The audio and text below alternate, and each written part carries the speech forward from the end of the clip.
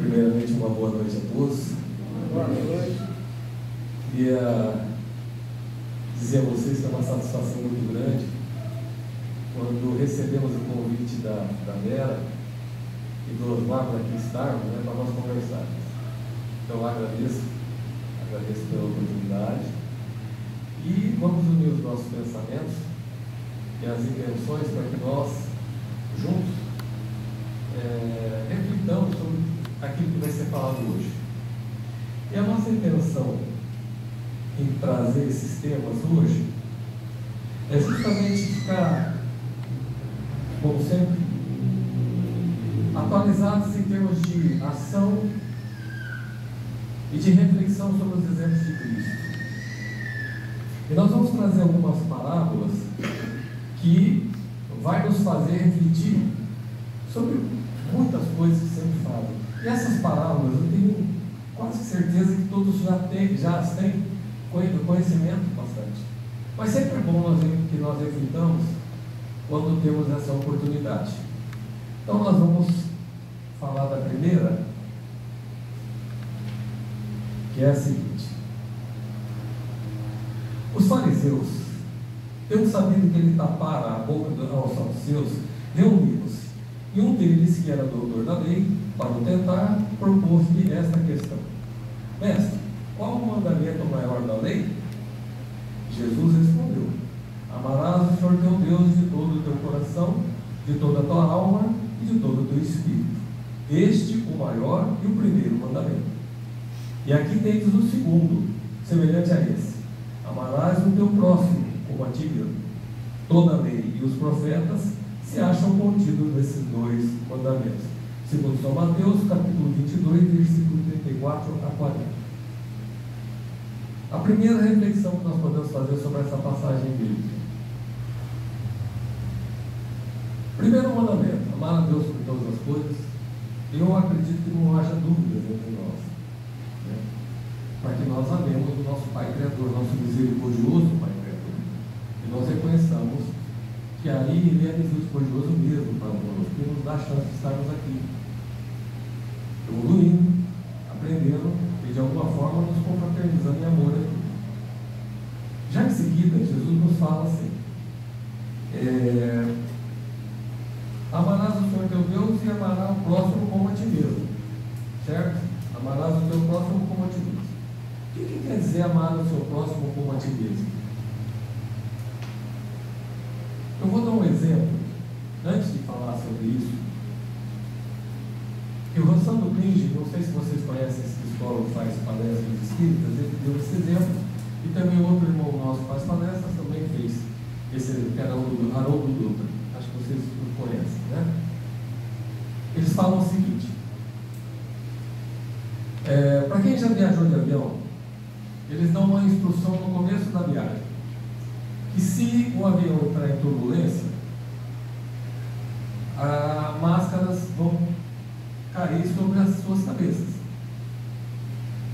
E a primeira pessoa a qual você deve colocar a máscara, você sabe qual é, não? É na gente mesmo. É a instrução que eles dão antes de começar o voo. Caiu a máscara, você coloca a máscara em você. Por que esses dois espíritas nos falaram dessa passagem, para que nos explique para nós o que tem a ver amar ao próximo como a nós mesmos? Para que nós amemos o nosso próximo, como deve estar o nosso coração? Como deve estar o nosso espírito? Adianta nós queremos ajudar o nosso próximo se nós nos encontramos assim em aflição, em desespero, em raiva, em ira, em cólera? Com certeza, de alguma forma, não fará tão perfeito assim. Então, o que nos traz a refletir que realmente nós devemos cuidar de nós também. Pensarmos no próximo, mas pensarmos em nós. Cuidarmos de nós. E não é só o cuidado físico, que fique bem claro. O cuidado físico de nós irmos ao médico, se temos dores, não vamos pensar que é um imposto, que é um espírito, nós temos que procurar um médico, certo? Nós temos que procurar médico. Se está com uma dor, vamos procurar um médico. Procuramos, se está com algum problema psicológico, vamos procurar um psicólogo, psiquiatra, e temos que nos cuidar e também nos preocupar com o nosso próximo. E foi muito inspirador a oração que o nosso irmão fez aqui no início, nos lembrando que tem outros irmãos em dificuldades. E é de conhecimento de todos o tamanho da dificuldade que esses irmãos estão envolvidos. Não cabe a nós fazermos, em hipótese alguma, qualquer tipo de julgamento do porquê isso possa estar acontecendo. Antes de perguntarmos o porquê, é preciso que nós ajudemos, sem dúvida alguma. Então nós vamos falar agora sobre o segundo mandamento aqui. Fazei aos homens tudo o que queirais que eles vos façam, pois é nisto que consistem a lei e os profetas. Tratai todos os homens como quereis que eles vos tratem.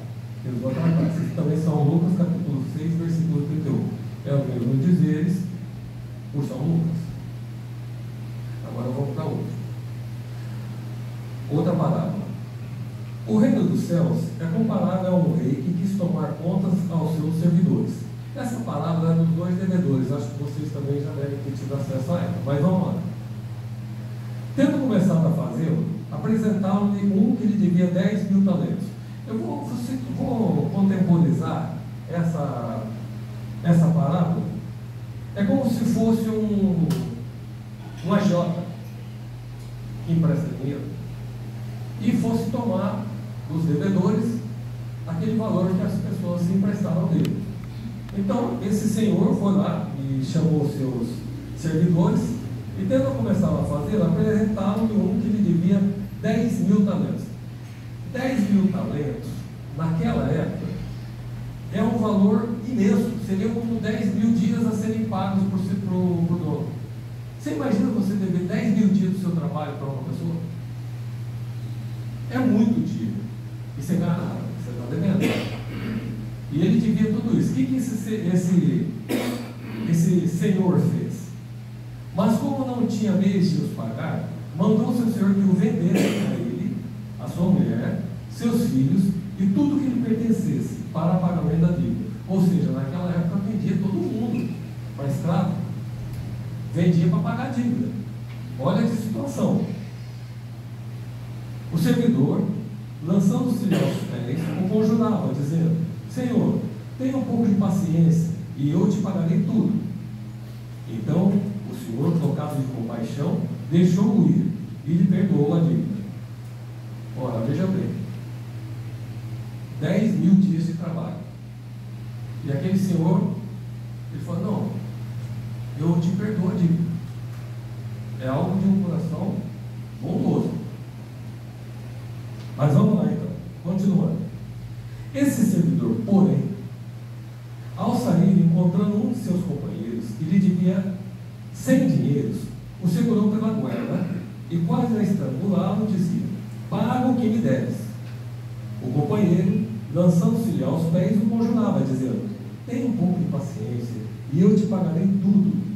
Mas o outro não quis escutá-lo, foi-se e o mandou prender, para tê-lo preso até pagar o que ele devia. Ou seja, ele recebeu a indulgência, recebeu o perdão da sua dívida maior para com aquele credor, aquele, vamos dizer, aquele agiota, né?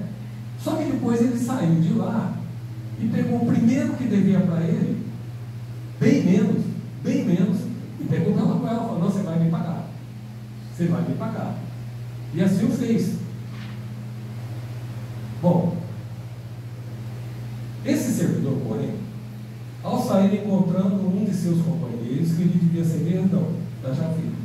Os outros servidores, seus companheiros, vendo o que se passava, foram extremamente aflitos e informaram o Senhor de tudo o que acontecera. Eles viram o que estava acontecendo, eles viram que aquele rapaz pegou o outro pela goela e estava cobrando veementemente.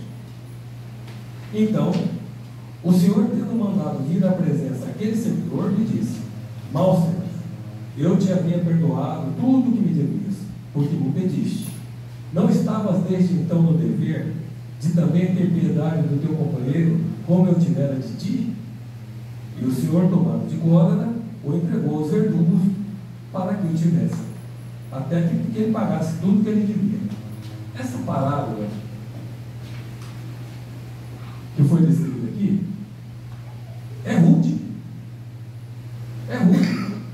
E traz a nós um sentimento assim, poxa vida, o outro devia tão e foi perdoado. Esse que pegou o companheiro que devia tão pouco ainda pegou pela goela. E aí o Senhor chamou ele, o chamou e falou: não, agora você vai pagar. Agora você vai pagar. Mas por que Jesus utilizava desse linguajar, dessas parábolas, para trazer um ensinamento de forma tão, vamos dizer assim, rude até? Ele tinha que falar da linguagem de acordo com o povo da época. E o povo da época só entendia nessas condições, porque é o que aconteceu no dia a dia. Só que nos traz a reflexão do quê? Será que nós estamos aqui, espíritas encarnados, conhecedores das nossas dívidas? Sabemos que nós somos devedores. E muitos de nós, talvez a nossa maioria, deve bastante. Nós devemos bastante. Só que quando a gente ora para o nosso Pai misericordioso, ora a Jesus, nosso irmão maior, o que nós estamos pedindo? De joelhos, justamente para que nós tenhamos o perdão das nossas dívidas, certo? E, logicamente, Deus, pela sua misericórdia, com certeza, não nos cobra toda a dívida que Ele tem. Não. Nós temos condições de nos dedicarmos ao nosso próximo, de dedicarmos à nossa família, fazermos com que as nossas ações abatam a nossa dívida. Só que, vamos supor que a gente saiba disso. Mesmo assim, numa primeira situação que a gente tiver de perdoar um mal feito, ou alguma má palavra, ou alguma má ação de outra pessoa, a gente, pelo contrário, ele fala: não, essa eu não perdoo. Essa eu não perdoo. Ele pode até conviver comigo, mas eu não quero mais conversa. Será que não tem a ver com essa parábola que Jesus estava falando? A gente tem tanta coisa devendo, e a gente às vezes não perdoa um simples ato de alguma pessoa que é, às vezes, até da nossa própria família. Então, é para nós refletirmos sobre essa ação. Vamos para a próxima? É assim que meu Pai que está no céu vos tratará, se não perdoarmos do fundo do coração as faltas que os vossos irmãos houverem cometido contra um de vós. São Mateus capítulo 18, versículos 23 a 35, ou seja, Jesus de novo sendo bem claro naquela lição que ele queria transmitir. Tá, vamos lá. Amar o próximo como a si mesmo, fazer pelos outros o que quereríamos que os outros fizessem por nós. É a expressão mais completa da caridade, porque resume todos os deveres do homem para com o próximo. Não podemos encontrar guia mais seguro a tal respeito que tomar para padrão do que devemos fazer aos outros aquilo que para nós desejamos. Meus irmãos, se algum dia nós quisermos saber como a outra pessoa que convive conosco vai receber uma notícia, vai receber uma ação, vai interpretar aquilo que nós tenhamos que falar ou que fazer em relação a ele, como vocês acham que a gente pode, pelo menos, entender um pouco que aquela pessoa vai receber? Ou qual o choque que nós vamos causar naquela pessoa? Talvez não seria nos colocando no lugar dela? Vocês já fizeram essa ação? Eu acredito que sim, e muitas vezes. Só que tem um pequeno detalhe. Para nós, a resolução do problema do outro geralmente é muito fácil. É muito fácil. E nós temos o nosso jeito de resolver as coisas, o nosso jeito de entender as coisas. Mas quando nós tentamos entender ou nos colocarmos no lugar do outro, mas não com o nosso jeito, mas com o olho do outro, porque a gente não sabe as aflições que esse outro que nos deve, ou que nós estamos em contenda, a gente não tem ideia das aflições que ele possa estar sofrendo. Então é muito fácil para nós nos colocarmos no lugar do outro e falar: não, quando você vem ter comigo, você tem toda a razão. E na verdade você tem que olhar isso com o olho do outro, para entender o que se passa com o outro. Certo? Mas vamos lá. Bom, essa explicação é que realmente nós falamos. Olhar com olhos dela. Vamos lá para o próximo. A prática dessas massas tende à destruição do egoísmo, quando as adotarem para a regra de conduta e para a base das suas instituições. Os homens compreenderão a verdadeira fraternidade e farão que entre eles reine a paz e a justiça. Não mais haverá ódios nem dissensões, mas tão somente união, concórdia e benevolência mútua. Vocês concordam com isso?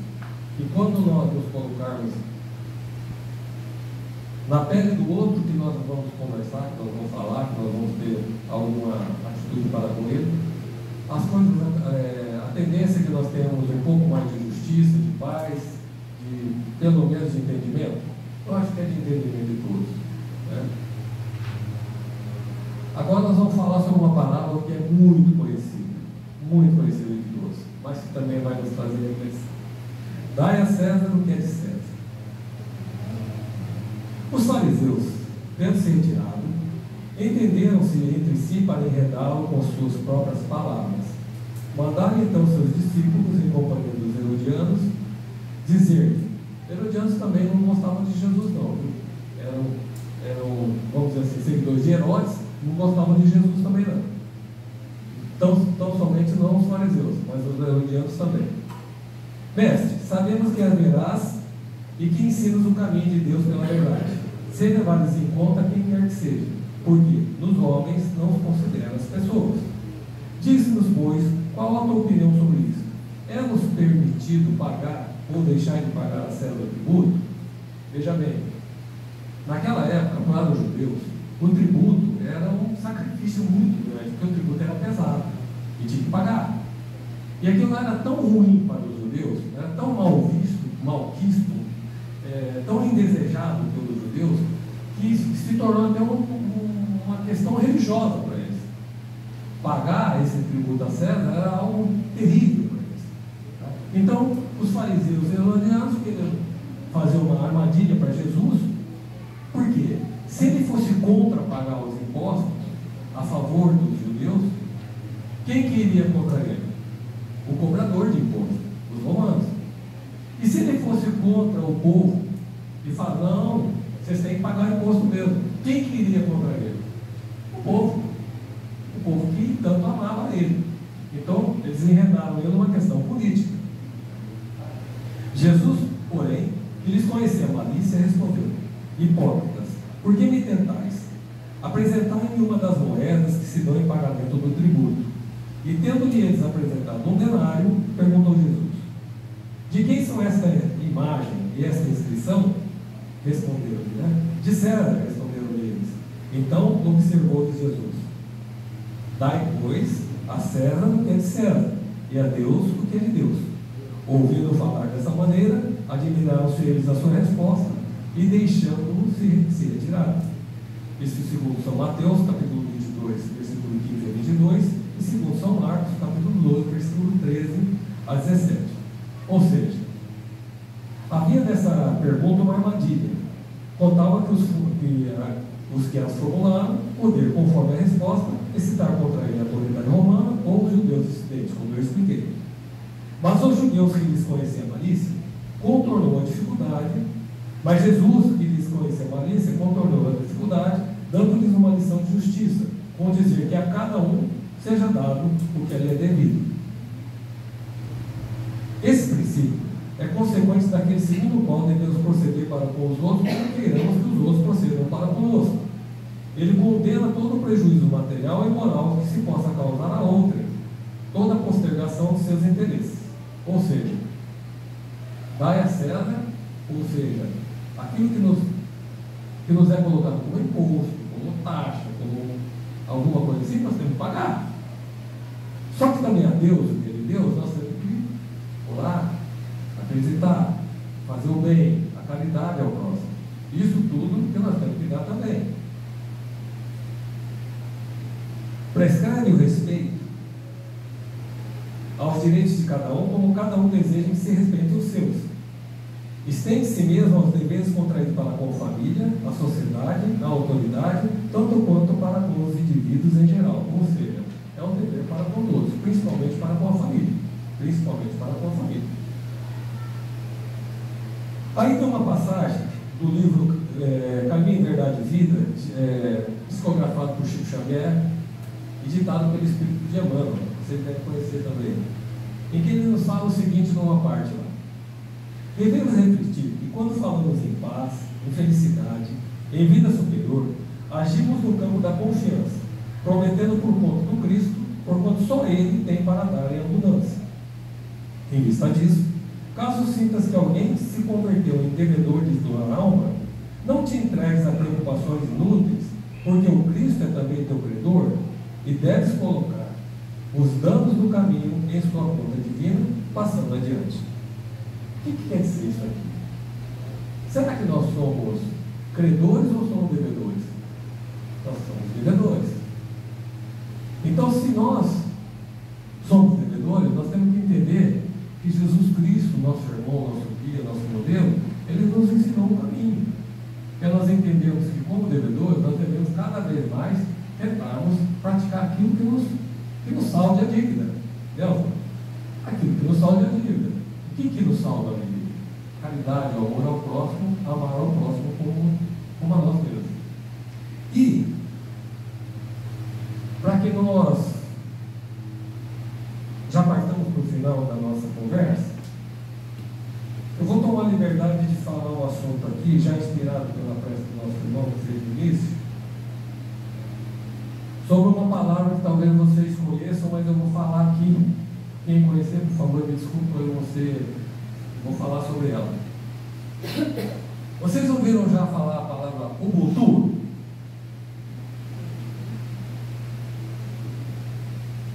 Não? Pois é. Então eu vou falar para vocês o que é Ubuntu. Na África, eles têm uma filosofia própria, filosofia africana. É que nós não temos costume, viu, Vera, de ouvir falar de filosofia só grega. É impressionante, ou hindu. Filosofia africana a gente praticamente não ouve falar, mas eles têm uma filosofia muito importante. Principalmente na África do Sul, que vocês sabem que a África do Sul, eles tinham um sistema de apartheid, que era um sistema de segregação racial. Negro só vivia com negro, branco só vivia com branco, não podia frequentar os mesmos lugares, não podia. E essa palavra, eu vou contar um conto africano que vai falar bem sobre o que significa Ubuntu. Um antropólogo, ele estava na África, estudando o povo africano, e ele, para se harmonizar com o povo, ele quis fazer uma brincadeira. Então, o que ele fez?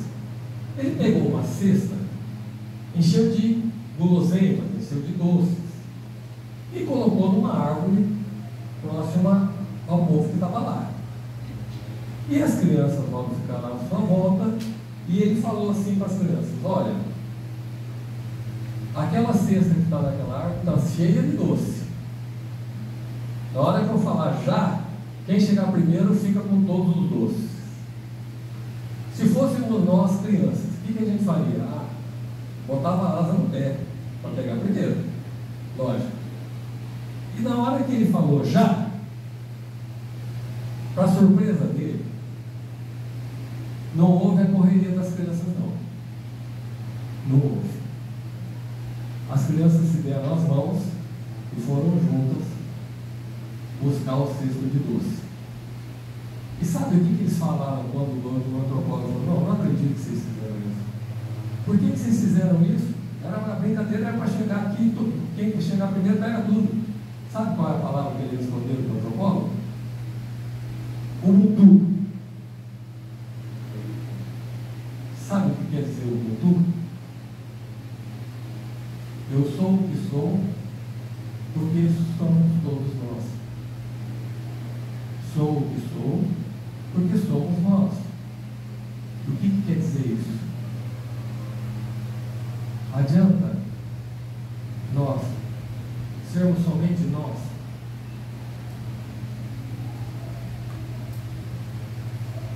Adianta se nós não nos conscientizarmos que se nós somos o que somos, porque nós somos todos nós.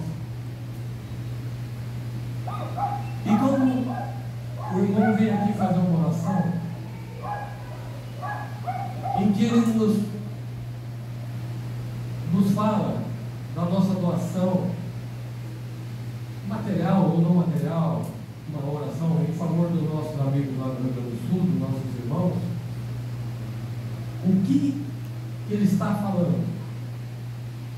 Ubuntu.